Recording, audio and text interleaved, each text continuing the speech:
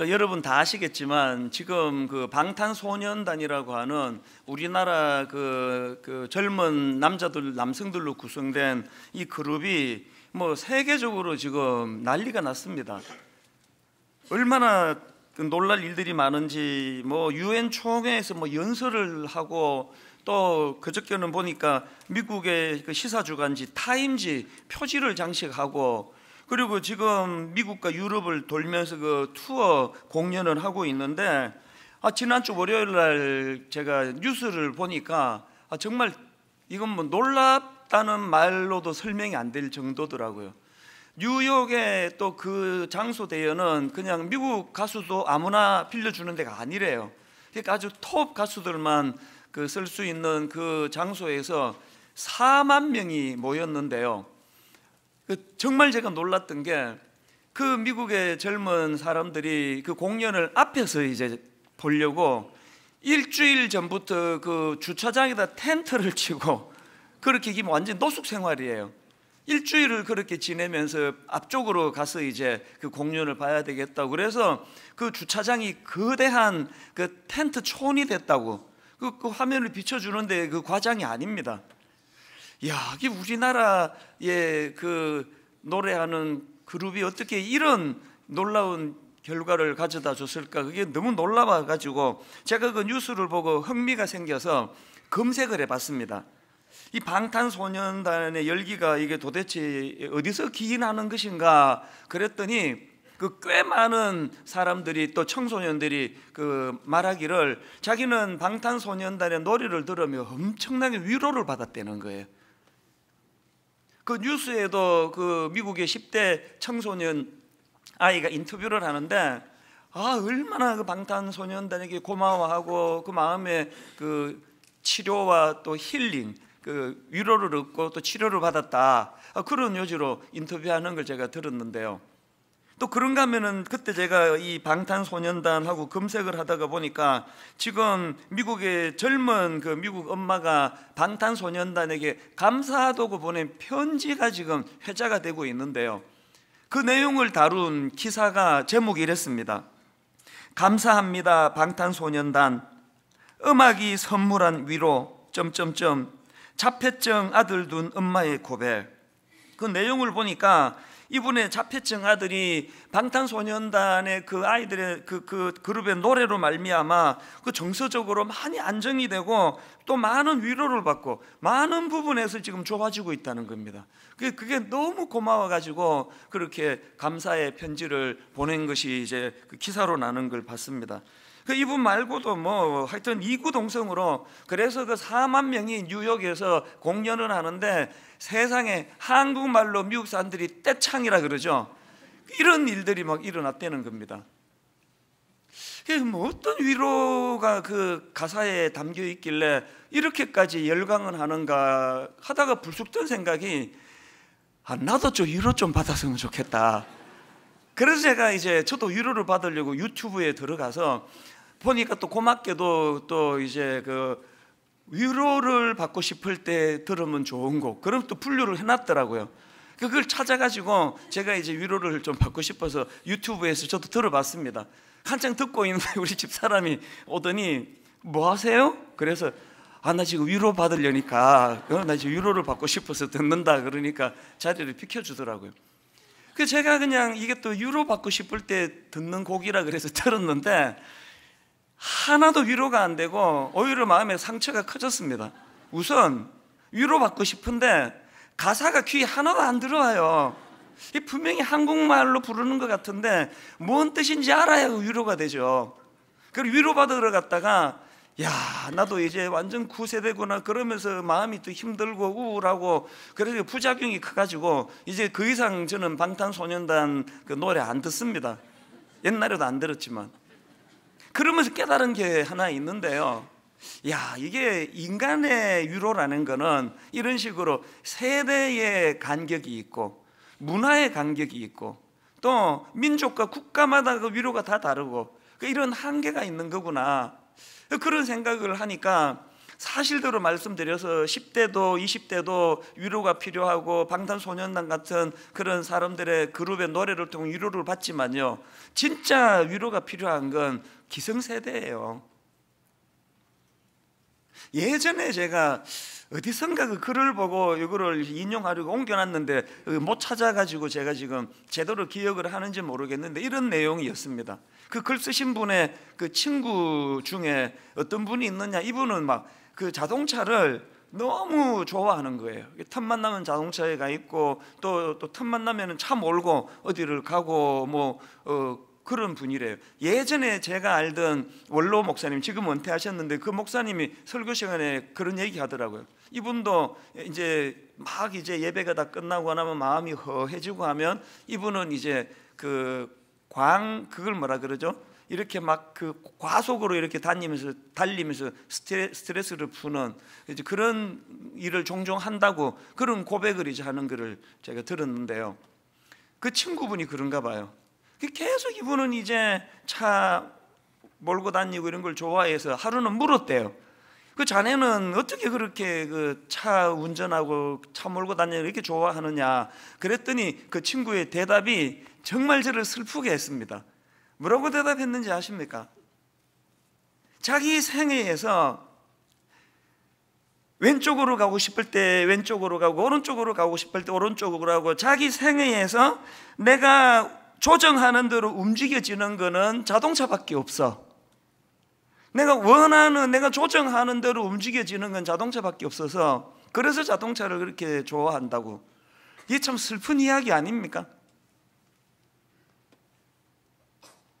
그러고 보면은 세대를 불문하고 우리 모두는 지금 위로가 필요한 그런 시대를 우리가 살아가고 있는 것 같습니다. 오늘 새생민 축제라고 교회 다니지 않으시는 이웃들을 여기 초청하고 또 마당에 여러 가지 애를 써서 준비를 하고 하는 그런 마음의 소원은 여기에 다 녹아 있습니다. 오늘 여러분 초청한 우리들의 마음은 딱 하나예요. 위로받기를 원하는, 위로를 받아야만 하는 이 시대를 살아가고 있는 여러분들이 사람에게 위로를 받으려다가 더 허무해지고 더 공허해지고 또 이런 아픔을 겪는 것이 이 땅이기 때문에 제대로 위로받기를 원하신다면 위로자 되시는 하나님이 계시다는 것, 그 우리를 위로해 주시는 그 하나님을 오늘 좀 소개해 드리려고 그렇게 여러분을 초청했습니다.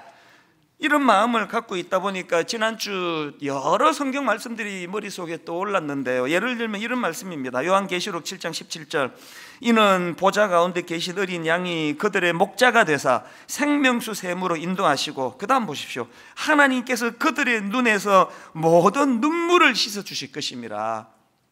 마음에 소원이 생겼습니다. 하나님, 오늘 여기 초청되어 오시는 많은 분들이 이게 논리가 아니고 이게 이론이 아니고 하나님을 막 논리로 다가가서 절대로 만날 수 없었는데 오늘 여기 와서 이유를 불문하고 하나님이 진짜 내 눈물을 닦아주시는 분이구나, 뭔지는 모르는데 이 위로가 되네. 내 안에 일하시는 성령님께서 오늘 초청받아 오신 모든 분들과 또 우리 성도님들에게 위로자 되시는 하나님을 경험하게 도와주시는 은혜가 있기를 바랍니다. 제가 오늘 본문을 선택한 것도 같은 맥락인데요. 오늘 본문이 말씀 이렇게 시작합니다. 1절, 너희의 하나님이 이르시되 너희는 위로하라, 내 백성을 위로하라.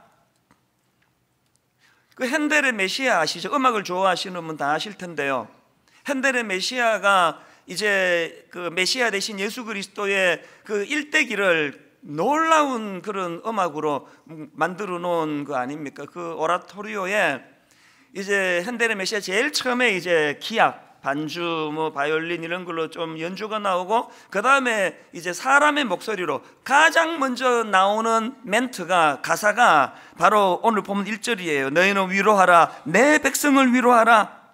뭘 의미할까요?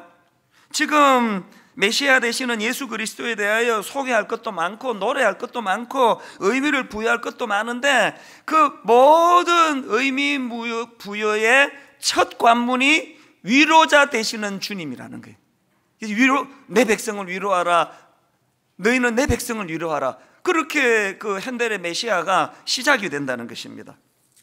그러고 보면 우리 하나님은 많은 그분의 속성 중에 우리를 위로해 주시는 하나님이세요. 고린도후서 1장 3절 4절 찬송하리로다 그는 우리 주 예수 그리스도의 하나님이시요 자비의 아버지시요 모든 위로의 하나님이시며 우리의 모든 환난 중에서 우리를 위로하사 우리로 하여금 하나님께 받는 위로로서 모든 환난 중에 있는 자들을 어떻게 하신다고요? 능히 위로하게 하시는 이시로다. 뭐 계속 제가 강조하고 또 강조하지만 저는 오늘 여기 초청되어 오신 우리 이웃분들과 우리 성도님들이 바로 이 능히 우리를 위로하게 하시는 이시로다 하는 이 하나님을 경험하는 그런 예배가 되기를 바랍니다. 사실 여러분, 하나님이 우리를 어떻게 인식하는가는 마태복음 11장 28절에 고스란히 담겨 있습니다. 수고하고 무거운 짐진 자들아 다 내게로 오라 내가 너희를 쉬게 하리라. 지금 하나님이 보시는 우리 인생은요, 수고하고 무거운 짐으로 인해 지친 상태예요.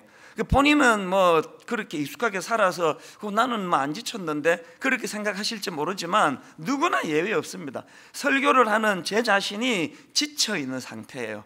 그래서 제가 이 수고하고 무거운 짐진 자들아 이걸 영어 성경으로 찾아보니까 weary라는 단어를 썼더라고요. 하나님이 우리를 보시는 인식이 뭐라고요? 무거운 짐으로 허덕이다가 지쳐 있는 상태예요. 피곤한 상태예요.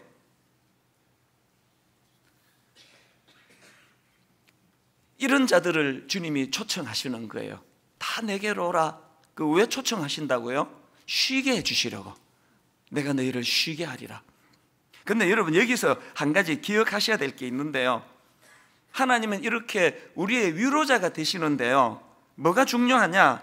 하나님이 우리에게 위로자가 되시는데 그때 주시는 하나님의 위로는 우리가 좋아하는 가수 노래 듣고 약간 가슴이 설레고 뭐 조금 뭐 그냥 울컥하고 그런 차원의 위로가 아니에요. 하나님의 위로는 이런 그 노래 한 곡 듣고 마음 푸는 차원의 일시적인 위로가 아니고요. 어떤 위로자 되시느냐? 자, 시편 23편 1절을 한번 보시겠습니까? 여호와는 나의 목자시니 내게 부족함이 없으리로다. 그가 나를 푸른 풀밭에 누이시며 쉴 만한 물가로 인도하시는도다. 그 다음 3절을 보세요. 내 영혼을 소생시키시고 자기 이름을 위하여 의의 길로 인도하시는도다. 하나님이 우리에게 주시는 위로는, 요즘에 내가 그런 표현을 종종 쓰는데요, 은발에 오줌 누이는 그런 위로가 아니에요. 잠깐 따뜻해졌다가 원래로 돌아가거나 더 고통이 심한 차원의 위로가 아니고요, 하나님의 위로는 소생시키시는 위로예요. 회복시키시는 위로예요. 하나님이 우리에게 주시는 위로는 엉뚱한 길로 가서 헤매이는 우리가 그 제대로 된 바른 길을 찾도록 도와주시는 차원의 위로예요. 그렇기 때문에 자꾸 감동만 받으려고 하시면 안 됩니다. 내가 진짜 하나님의 위로를 받는다면 하나님 옆길로 가는 내 인생이 교정한 받기를 원합니다. 하나님, 저는 지금 마음이 낙심해 있는 상태인데 소생시켜 주시는 은혜를 맛보게 되기를 원합니다. 오늘 이런 위로가 임하게 될 줄로 믿습니다. 자, 그렇다면요, 이제 본론으로 들어가서 이렇게 피곤하고 지쳐있는 우리 모두는 하나님의 위로가 필요한데, 근데 왜 어떤 사람은 그 위로를 경험하는데 어떤 사람은 위로를 경험하지 못하느냐, 이 문제를 제가 좀 다루려고 합니다. 왜 누구는 진짜 하나님이 위로가 된다고 저한테 와서 앉으면 눈물부터 흘리는 분들이 얼마나 많은지 아세요?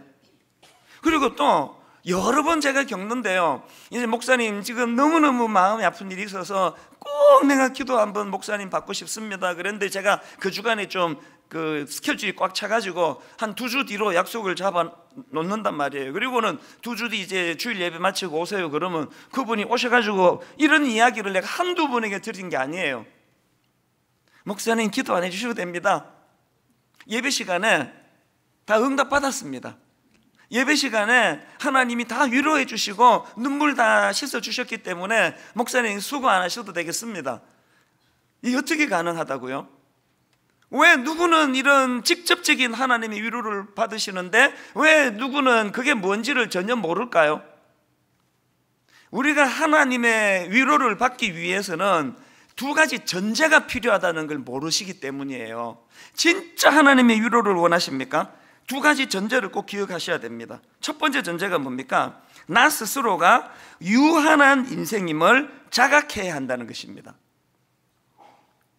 자, 오늘 이 본문은 그 흐름이 중요한데요, 어디로 흘러가는지를 유심히 보십시오. 1절에서 내 백성을 위로하라, 내 백성을 위로하라 그렇게 선포했는데 그 말씀이 어디로 흘러가느냐? 6절에 가서 이런 명을 하십니다. 말하는 자의 소리여 이르되 외치라. 대답하되 내가 무엇이라 외치리까 하니 이르되 모든 육체는 풀이요 그의 모든 아름다움은 들의 꽃과 같으니, 모든 육체는 풀과 같고 꽃과 같다고 외쳐라, 그렇게 명령을 내리시는데, 여러분 여기서 중요한 건 지금 우리 육체는 풀과 같고 꽃과 같다 할 때 뭘, 풀과 꽃의 어떤 부분을 강조하는 표현인지 아십니까? 아름다움을 얘기하는 게 아니에요. 풀과 꽃의 어느 부분을 강조하는가는 바로 그 다음 7절 보면 나옵니다. 6절 끝을 제가 다시 읽어드릴게요. 모든 육체는 풀이요 그의 모든 아름다움은 들의 꽃과 같더니, 7절 풀은 마르고 꽃이 시들면, 또 그 다음 8절 풀은 마르고 꽃은 시드나. 반복해서 강조하는 게 뭐예요? 우리 육체가 풀 같고 꽃 같대요. 그만큼 아름답다는 뜻이 아니에요. 여기서 강조하는 우리 육체는 그만큼 시들기 쉽고 그만큼 초라해지기 쉽고 그만큼 한계를 가진 존재라는 것을 강조하는 차원의 풀이요 꽃이에요. 하나님의 위로를 받고 싶습니까? 내가 이런 마르기 쉬운 풀 같고 시들기 쉬운 꽃 같은 존재라는 사실을 인식하는 것, 이게 첫 번째 전제입니다. 그러고 보면요, 성경에는 이런 메시지가 생각보다 얼마나 많은지 모릅니다. 자, 야고보서 4장 14절을 보십시오. 내일 일을 너희가 알지 못하는도다. 너희 생명이 무엇이냐? 너희는 잠깐 보이다가 없어지는 안개니라. 이걸 인식 안 하면 위로 없다. 아침에 해 뜨기 전에 차 몰고 경부고속도로를 가다 보면, 평택쯤 이렇게 가다 보면 종종 안개가 자욱해질 때가 있습니다. 진짜 허무합니다. 10분 20분 해 딱 뜨면 다 없어져 버려요. 그게 우리 인생이래요. 이게 너희는 잠깐 보이다 없어지는 안개니라. 제가 그런 안개를 볼 때마다 마음으로 자각하게 되는 게 이 말씀이에요. 뭐 교회 좀 커졌다고, 뭐 사람 좀 많이 모인다고, 그건 제 안에 뭐 얼마나 이 죄성으로 인한 그 유치한 교만이 꿈틀거리겠습니까? 이렇게 뭐 좀 우쭐해지면은 이건 뭐 그냥 뭐 조금 뭐 화려한 안개나 조금 부실한 안개나 다 같이 없어질 건데. 시편 39편 5절도 마찬가지예요. 주께서 나의 날을 한 뼘 길이만큼 되게 하사 나의 일생이 주 앞에 없는 것 같사오니, 사람은 그가 든든히 서 있을 때에도 진실로 모두가 허사뿐이니이다. 뭐 좀 갖춘 거 있다고 허세 부릴 필요 없고요. 한 뼘 주제에 뭐 그거 뭐 또 뭐 좀 사업이 잘 안 되고 이래 가지고 또 너무 기죽을 필요도 없고, 뭐 다 거기서 거기 한 뼘만이에요. 한 뼘만. 역대상 29장 15절도 똑같은 내용입니다. 우리는 우리 조상들과 같이 주님 앞에서 이방 나그네와 거류민들이라 세상에 있는 날이 그림자 같아서 희망이 없나이다. 그래서 시들어버리기 쉬운 풀과 같고 시들어버리기 쉬운 꽃과 같은 존재임을 선포하라는 거예요. 그걸 자꾸 우리가 되뇌이는 거예요. 여러분, 성경이 왜 이렇게 인간의 연약함을 이렇게 집요하게 강조하는지 아시겠죠? 하나님이 우리의 약점을 후벼 파가지고 그냥 우리를 열등감의 구덩이로 집어넣으려고 그러시는 게 아니에요. 내 연약함을 내 힘으로, 저는요 그 프로야구가 참 의미가 있다고 생각을 해요. 프로야구가 9회까지라는 게 의미가 있습니다. 아무리 무쇠팔이라 해도요 1회부터 9회까지 다 던지는 투수는 이게 뭐 1년에 한두 번 있을까 말까. 그 야구에서 이기기 위해서는 한 6회 정도 되면은 먼저 던진 사람은 승리 투수가 되는 자격을 갖췄지만 자기가 완성을 못합니다. 그 다음 구원 투수가 잘 던져줘야 자기가 우승 승리 투수가 되는 거거든요. 그게 인간이라는 걸 저는 야구 볼 때마다 느껴요. 그래서 우리는 이렇게 한계를 가진 연약한 인생이라는 걸 인식해야 하나님이 보이기 시작하거든요. 이런 의미에서 하나님은 그 교만한 사람을 제일 싫어하시고 뿐만 아니라 교만한 사람을 제일 이 미련한 놈아, 아이고 참말로 어쩌려고 이렇게 교만하니, 어쩌려고. 여러분, 하나님이 제일 미련한 사람으로 인정하는 사람이 교만한 사람이에요. 왜 교만이 그토록 어리석은지 아십니까? 교만한 사람은 시편 103편 13절을 누리지를 못하는 사람이거든. 자, 화면으로 내용을 한번 보십시오. 부모가 자식을 가엾게 여기듯이 주님께서는 주님을 두려워하는 사람을 가엾게 여기신다. 주님께서는 우리가 어떻게 창조되었음을 알고 계시기 때문이며 우리가 한갓 티끌임을 알고 계시기 때문이다. 이 논리를 한번 보세요. 왜 하나님이 우리를 아비가 자식을 불쌍히 여긴같이 불쌍히 여기느냐? 왜 그렇게 하시느냐? 하나님이 뭘 아신다고요? 저 인간이 한갓 티끌임을 아시기 때문에 불쌍하게 보신단 말이에요. 그러면 그 논리로 말하면 내가 하나님의 긍휼을 얻기 위해서는 하나님의 시각으로 나를 봐야 되는 거 아닙니까? 내가 하나님 보시기에도 불쌍하고 그 사실을 내가 인정할 때에야만 아비가 자식을 불쌍히 여긴 같이 그 불쌍히 여기시는 하나님의 긍휼을 누릴 수 있다는 거예요. 교만이 왜 위험합니까? 난 하나님 도움 없어도 난 잘 쓸 수 있다 그러면 부모가 자식을 가엾게 여기는 마음을 누리지를 못하는 거 아닙니까? 여러분, 저는요 대인관계나 대신관계, 하나님과의 관계나 가장 중요한 건 난 긍휼이라고 생각해요. 가정이 회복되기를 원하세요? 부부 사이에 긍휼을 구하세요. 신혼 때 왜 그렇게 싸우는지 아세요? 신혼 때 막 미치도록 싸우는 건 상대방에게 내가 긍휼을 못 줘서 그래요. 쓸데없는 그냥 기대감만 잔뜩 심어줘가지고 나랑 결혼하면 막 왕자로 만들어주겠다, 공주로 만들어주겠다, 그런 지키지도 못한 약속을 해가지고 잔뜩 기대를 부풀게 해가지고 결혼해보니까 왕자는 공주는커녕 완전히 무수리 취급을 하고 있으니까 열받아가지고 싸우는 거 아니냐고요. 우리 가정도 초반에 좀 싸웠지만 지금은요 진짜 우리 부부는 싸움이 없어요. 갈수록 부부가 너무너무 서로가 지금 잘 지내고 있는데 이게 저만 그렇게 생각하는 건가? 적어도 저쪽은 그래요. 뭐가 달라졌는지 아세요?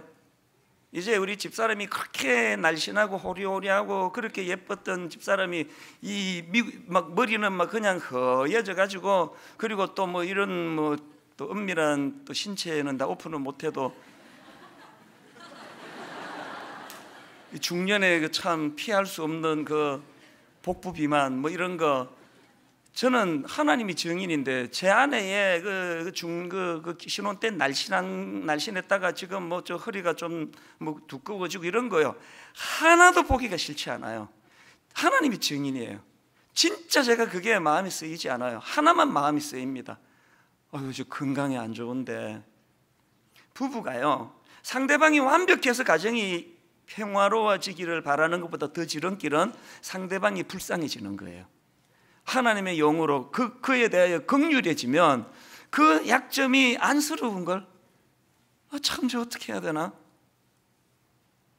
여러분, 가정 회복을 위하여 내가 내 아내에 대해서, 남편에 대해, 내 아버지에 대하여, 내 자녀들에 대하여 긍휼로 그들을 보듬고 싶으시면 긍휼함의 원조 되시는 하나님의 긍휼이 공급이 돼야 그 긍휼로 내 아내와 남편과 이웃에게 긍휼의 성품을 보여주게 되는 줄로 믿습니다. 그래서 반복합니다. 인생에게 가장 나쁜 거는 교만한 거예요. 교만한 거. 교만은 하나님의 긍휼을 스스로 차단시키는 짓이에요. 그래서 저는요, 지금 생각하면 그게 좀 유치하기는 해요. 유치하긴 한데, 처음에 이제 교회를 개척할 때 막내가 3살인가 그랬고요. 저는 이제 애가 늦어가지고 또 큰애가 초등학교 1학년이었습니다. 근데 이제 한 2, 3년 지나니까 막 교회가 막 이해가 안 될 정도로 막 불같이 일어나더라고요. 막 사람들이 막 엄청 등록을 많이 하고 교회를 찾아주고 그렇게 하니까요, 제가 이제 그때 지금 생각하면 정말 유치해요. 새 아이들을 앉혀놓고 내 종종 연설을 했습니다. 있잖아, 지금 분당 우리 교회 막 사람들이 많이 모여오는데 이게 아빠가 막 설교도 잘하고 목회도 잘하고 그래서 그런 게 아니고 하나님이 전적으로 이유 없이 주시는 은혜야, 은혜.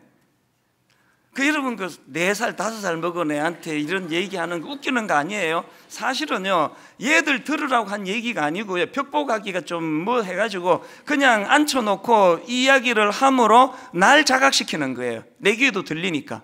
네가 여기서 네가 똑똑하고 네가 잘나고 네가 설교 잘하고 그래서 교회가 이런 결과가 있다고 생각하면 그 시로 하나님의 긍휼이 끊어지고, 저 같은 아무것도 없는 사람에게 하나님의 긍휼이 끊어지면 그 수치당하고 쫓겨나는 것밖에 더 있겠습니까? 그래서 우리 애들에게 여러 번 했던 기억이 나요. 그때는 지금처럼 강아지를 안 키우고 있어가지고, 요즘 같으면은 너무 쉬워요. 애들 보고 모이라 그러면 막 뭐 짜증내고 뭐 숙제해야 되는데 그러는데, 강아지는 이리 와. 그리고 개 앉혀놓고 너 개들의 세계에서는 모르겠지만 분당 우리 교회가 이런 상황인데, 그거는 내가 잘나고 똑똑해서 그런 게 아니고 하나님이 은혜를 주셔서 그런 거야. 알아들었으면 손을 또 쫙 주는 거 아닙니까? 상대방에게 전하기 위한 게 아니에요. 계속 그 사실을 독백하고 되뇌임으로 제가 여전히 누가 뭐라고 저를 어마어마한 큰 교회 목사라고 하든 안 하든 관계없이 여전히 저는 잠깐 있다 없어지는 안개예요. 여전히 저는 시들어버리기 쉬운 풀이고 지기 쉬운 꽃과 같은 존재라는 것을 인식할 때, 우리 하나님이 여전히 아버지가 자식을 불쌍히 여긴 것 같이 저를 불쌍히 여기신다면 수치의 자리에 빠지는 일은 내 능력으로서가 아니라 주님의 긍휼하심으로 막아주실 줄로 믿습니다. 그래서 저는 히브리서 4장 16절 말씀을 참 좋아합니다. 그러므로 우리는 긍휼하심을 받고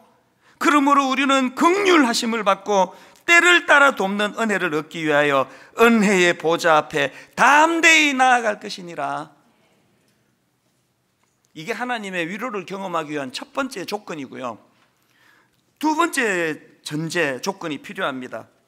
내 자신이 그렇게 연약한 자라는 걸 인식하는 것도 중요하지만 그것보다 더 중요한 거, 바로 그 자각을 하나님과의 관계 맺음으로 연결해야 한다는 사실이에요. 본문은 흐름이 중요하다고 말씀드렸죠. 1절에서 너희는 위로하라, 내 백성을 위로하라 이렇게 시작한 말씀이 6절에서 너희 모든 육체는 풀이요 그의 모든 아름다움은 들의 꽃과 같다, 너희들의 한계를 기억해라로 연결이 되고, 그 말씀이 또 어디로 연결되는지 아십니까? 바로 그 말씀이 9절을 한번 보시겠습니까? 9절 세 번역입니다.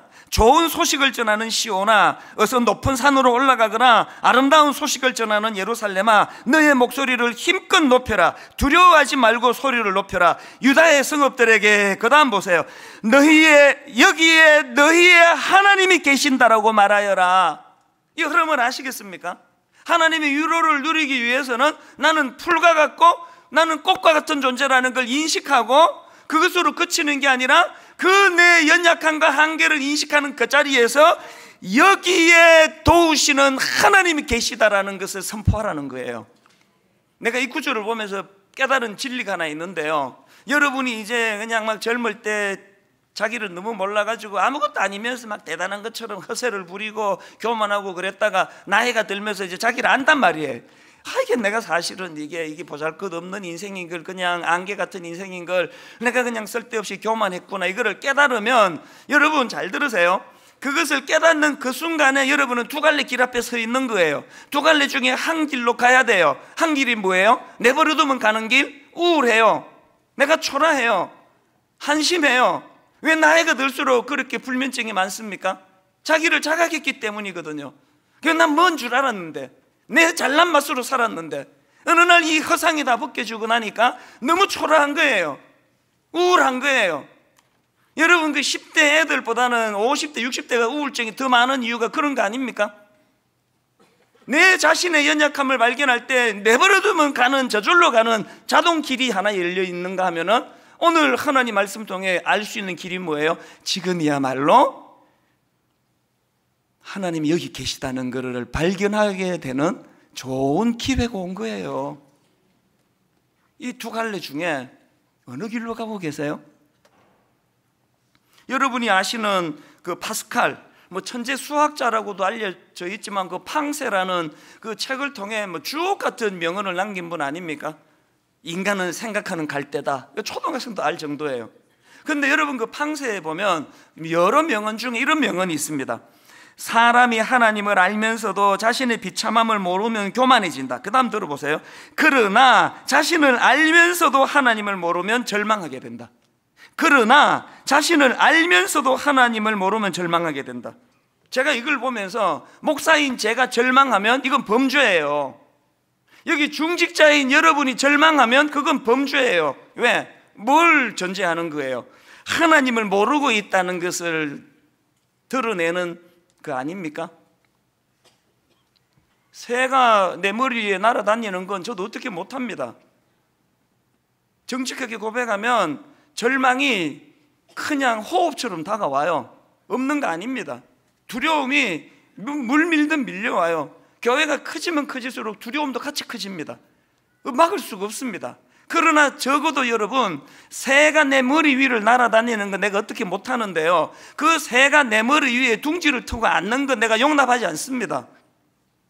저녁에 두렵고 저녁에 울음이 기숙해도 아침에 주시는 새로운 은혜로 날마다 회복이 되고 치유가 되고 두려움이 사라지는 아침을 맞이하는 이찬수 목사인 거 믿어주시기를 바랍니다. 왜 어제 두려웠던 게 아침 없으실까요?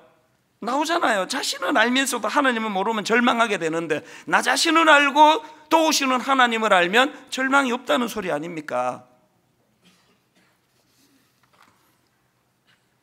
이런 의미에서 저는 1절에서 내 백성을 위로하라, 내 백성을 위로하라 이렇게 시작한 오늘 말씀이 마지막 결론은 어떻게 맺는지 아십니까? 마지막 11절을 보십시오. 그는 목자같이 양떼를 먹이시며 어린 양을 그 팔로 모아 품에 안으시며 젖먹이는 암컷들을 온순히 인도하시리로다.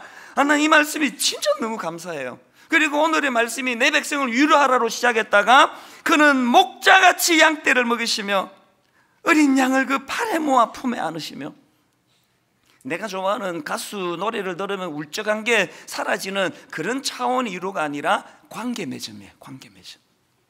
지난주 말씀드렸잖아요. 이사야 56장 3장 6절. 우리는 다 양 같아서 그릇 행하여 각기 제 길로 갔거늘 내버려두면 엉뚱한 길로 가고, 대형교회 소형교회 장로 목사 권사 구분 있습니까? 보고 있잖아요. 내버려두면 엉뚱한 길로 가고, 내버려두면 부끄러운 자리에 가고, 내버려두면 엉뚱해서 헤매는 이런 인생을 보시고 하나님이 우리에게 그 방향을 길을 잘 못 구분하는 양이구나, 내가 목자 돼 줄게. 보고 아이고 네가 그 똥오줌을 못 가리는 어린애 같은 존재구나, 내가 네 아버지 돼 줄게. 이게 하나님 아닙니까? 관계 맺어 다가오시는 그분의 위로하심이에요. 이런 의미에서 저는 이 11절 말씀도 너무 좋고요. 요한계시록 7장 17절 다시 보십시오. 이는 보좌 가운데 계신 어린 양이 그들의 목자가 되사 생명수 샘으로 인도하시고 하나님께서 그들의 눈에서 모든 눈물을 씻어 주실 것입니다. 요즘에 저는 십계명을 혼자 공부하고 있는데 얼마나 내가 요새 감동이 되는지 모릅니다. 새삼 깨닫는 것도 많고 새로 알게 되는 것도 많은데요, 전에 한 말씀드렸죠. 출애굽기 20장 이 십계명을 기록하고 있는데 제1계명이 3절에 나옵니다. 너는 나 외에는 다른 신들을 내게 두지 말라. 이게 첫 번째 하나님 주신 계명이에요. 그런데 여러분 바로 그 계명 앞에 전제, 지난번에 말씀드렸죠. 1절 2절입니다. 하나님이 모든 말씀으로 말씀하여 이르시되 나는 너를 애굽 땅 종되었던 집에서 인도하여 낸 내 하나님 여호와니라. 1계명 받아 적어봐. 너는 나 외에는 다른 신들을 내게 두지 말란 말이야. 뭐가 느껴지세요? 관계로 다가가시는 거예요. 관계로 다가가시는. 제가 이번에 그 1계명을 공부하다가 너무나 마음에 감동이 되는 게 뭐냐면은 하나님이 너 나 말고 다른 신 두지 마라, 이것의 의미가 너무 내게는 감동인 거예요. 이게 왜 감동일까요? 저 강아지를 키우는데요, 우리 강아지한테는 그런 거 요구 안 합니다. 난 우리 강아지에게 그렇게까지 의미를 부여하는 사람이 아니에요. 그 강아지 키우는 분은 다 알지만 강아지들은 그 집안에서 지가 서열을 정해요. 제일 좋아하는 사람 1번, 두 번째 좋아하는 사람 2번, 세 번째 좋아하는 사람 3번. 우리 막내가 불행하게도 5식구 중에 5번이에요. 그래서 얘는 학교 갔다가 들어오면 강아지가 빡 갔다가 우리 막내면은 싹 돌아가고 가버려요. 우습게 보는 거지. 근데 이 강아지가 저를 우리 집안에 5 중에 서열 3위로 먹였어요. 전에는 2위였는데 둘째 딸이 좀 잘해주고 그러니까 이제 서열을 바꿨습니다. 그래가지고요, 제 집사람하고 제 아내하고 우리 둘째 딸이 있으면은요, 이 강아지가 날 사람 취급을 안 해요. 불러도 고개도 안 돌린다니까요. 그러다가 이제 집사람 밖에 나가고 둘째 딸 나가고 저만 남으면 이제 비로소 내가 1인자예요. 그 와가지고 그냥 꼬리를 흔들고 막 핥고 그러면 내가 속으로, 그래서 네가 개야 임마, 개 같은 놈, 그러면서 마음에 굉장히 제가 그 얼마나 그런 거 아닙니까? 저 욕한 거 아니죠? 그러나 그거를 내가 교정시켜 주려고요, 뭐 1계명을 주는데 이 집에서 나 외에 다른 신은 두지 마라, 그런 얘기 안 해요. 집가쉽게 뭐 집사람을 더 좋아하든 둘째 딸을 더 좋아하든 무슨 상관이에요, 나랑. 그게 하나님이 우리 보고요, 나 외에는 다른 신을 두지 말라고 한 게 눈물나게 고마운 거예요. 우리를 관계 맺어주시되 그 정도로 의미를 부여하신다는 거예요. 심지어 출애굽기 34장 14절에 너는 다른 신에게 절하지 말라. 그 다음 보세요. 여호와는 질투라 이름하는 질투의 하나님이니라. 이게 눈물나는 은혜예요. 우리와 관계 맺기를 원하시는 분. 결론을 이렇게 맺습니다. 제가 이번 여름에 그 장혜리라는 그 가수에 대해서 알게 됐는데요, 이분은 80년대 말에 뭐 여성으로 최고 인기를 구가하던 그런 가수였는데 굉장히 뭐 나오는 곡마다 히트를 다치고 그러다가 갑자기 이렇게 뚝 사라진, 무대에서 사라진 그런 케이스라 그러더라고요. 이분이 그 내게 남은 사랑을 드릴게요, 그래서 여름에 제가 많이 들었습니다. 내게 남은 사랑을 드릴게요, 이런 주옥 같은 히트곡을 만든 분인데요, 제가 이번에 간정을 우연히 듣고 관심을 갖기 시작한 거예요. 세상에, 그 지난주 느부갓네살 그렇게 왕이고 모든 권력을 다 가졌지만 꿈 하나 때문에 번뇌하듯이요, 그렇게 인기를 누리던 이 여가수가 우울증이 온 거예요. 남편도 있고. 이 우울증이 점점 심해지니까 이제 자꾸 자살 충동, 죽고 싶은 거예요. 이게 심해져 가지고 어느 날 이제 결단을 하기로 했대요. 간정의 요지가 그렇습니다. 높은 고층 아파트에 살았는데요, 혼자 있는 집에 창문 열고 이제 발 하나 디디면 끝 아닙니까? 자기는 이제 그 우울증으로 통제가 안 되는 그런 상태로 뛰어내리려고 할 때 이분 표현으로 하나님이 개입을 하시더래요. 하나님이 그것을 막아주시고 간섭해 주셨대. 그래서 못 죽었대요.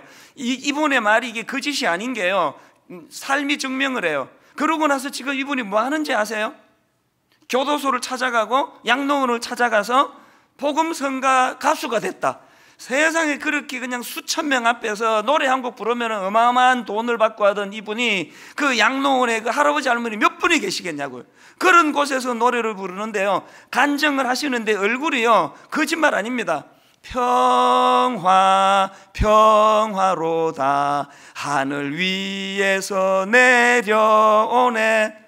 인간적인 박수를 받을 때는 볼 수 없었던 그 얼굴에 말로도 할 수 없는 평안이 이분에게 꽉 차 있어가지고 제가 꼭 한번 만나봤으면 좋겠어요. 그날 베란다에서 뛰어내리려고 할 때 뭔 일이 일어난 거예요? 하나님이 목자가 되어주신 거거든요. 하나님이 너와 관계 맺고 싶다, 내가 너의 목자가 되기를 원한다. 오늘 예배 가운데 그 장혜리라는 여가수분이 경험했던 그 하나님을 여러분도 경험하게 되시기를 바랍니다. 오늘의 결론을 저는 이 찬양으로 맺기를 원하는데요, 몇 주 전에 우리가 이 찬양을 불렀는데 오늘 초청되어 오시는 분들, 주님의 십자가를 통해서 하나님이 우리와 관계 맺어주심의 은혜가 어떤 의미인가를 이 찬양 가사를 조용히 보시면서 한번 들어보시면 좋겠습니다. 저희가 불러드리기를 원합니다. 우리 같이 찬양하기 원합니다. 아무것도 두려워 말라. 아무것도 두려워 말라. 주 나의 하나님이 지켜주시네. 하나님이 지켜주시네. 놀라지 마라. 놀라지 마라. 겁내지 마라. 겁내지 마라. 주님 나를 지켜주시네. 주님 나를 지켜주시네. 다시 한번 들어보세요. 아무것도 두려워 말라. 아무것도 두려워 말라. 주 나의 하나님이 지켜주시네. 하나님이 지켜주시네. 놀라지 마라. 놀라지 마라. 겁내지 마라. 겁내지 마라. 주님 나를 지켜주시네. 주님 나를 지켜주시네. 여러분 위로가 필요하십니까? 내 마음이 힘에 겨워 지칠지라도 힘에 겨워 지칠지라도 주님 나를 지켜주시네. 주님 나를 지켜주시네. 세상의 험한 풍파 몰아칠 때도 세상의 험한 풍파 몰아칠 때도 주님 나를 지켜주시네. 지켜주시네. 여러분 위로가 필요하세요? 주님은 나의 산성, 주님은 나의 요새. 여러분 위로가 필요하세요? 주님은 나의 소망, 나의 힘이 되신 여호와. 내 마음이 힘에 겨워 지칠지라도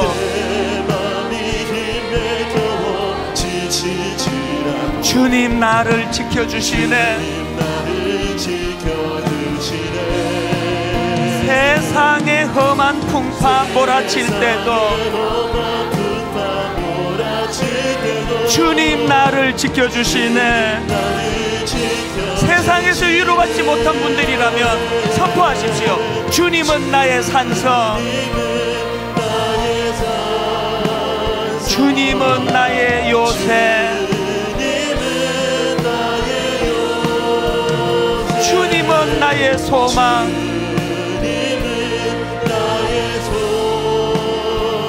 나의 힘이 되신 여호와. 우리 다시 한번 이 찬양 부를 텐데 한번 말씀을 정리해 보세요. 우리 하나님은 위로의 하나님이세요. 내 백성을 위로해라, 위로해라. 그 하나님의 위로를 내가 못 경험했다고 그 거짓말이다 그렇게 하시면 안 됩니다. 왜? 받고 사시는 분이 많으세요. 저도 그 중에 한 사람이에요. 그런데 그 하나님의 위로를 원한다면 조건이 있다. 너는 안개 같은 존재, 너는 풀과 같은 존재, 시들기 쉬운 꽃과 같은 존재. 이 사실을 네가 자각해야 된다. 그리고 그것을 자각해서 우울한 쪽으로 빠지지 말고, 그렇기 때문에 하나님이 여기 계시는구나, 이거를 보는 눈이 떠여져야 된다. 오늘 이 두 조건을 머리로 그리면서 성령님이 찬양 가운데 친히 임재하셔서 위로자가 되어 주시기를 원합니다. 가사를 생각하시면서 다시 한번 이렇게 찬양합니다. 아무것도 두려워 말라.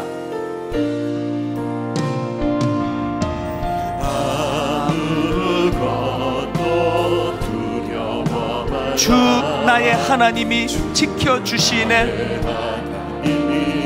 성령님이 날마다 말씀하십니다. 놀라지 마라, 겁내지 마라.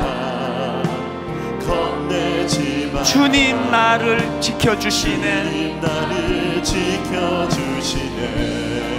세상의 험한 풍파 몰아칠 때도 주님 나를 지켜주시네. 세상의 험한 풍파 몰아칠 때도 주님 나를 지켜주시네.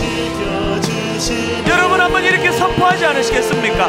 주님은 나의 산성, 나의 요새, 주님은 나의 소망, 나의 힘이 되신 여호와, 여호와는 나의 빛이요,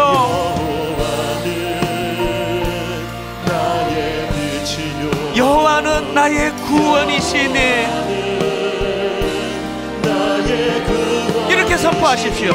내가 누구를 두려워하리요? 여호와는 생명의 피난처시니. 주의 인자가 생명보다 나음으로 내 입술이 여호와를 찬양하리. 내 평생의 주를 찬양하며 주의 이름으로 내 손 들리라. 우리 다 자리에서 일어나셔서 여호와는 나의 빛이요, 여호와는 나의 구원이시니. 내가 누구를 두려워하리요? 여호와는 생명의 피난처시니. 주의 인자가 생명보다 나음으로 내 입술이 여호와를 찬양하니. 내 평생의 주를 찬양하며 주의 이름으로 내 손 들리라.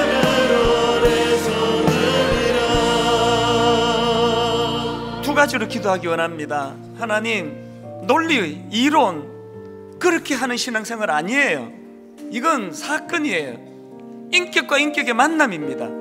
하나님, 그동안 안개 같은 나 자신인 걸 내가 모르고 뭐 좀 잘 되는 어떤 하나 붙잡고는 거품 속에 빠져서 엄청나게 대단한 존재처럼 인식했던 이 거품이 다 꺼져지고 뭐라 그래도 우리 인생은 시들어가는 풀과 같은 존재고 꺾여가는 꽃과 같은 존재라는 걸 먼저 인식하는 것.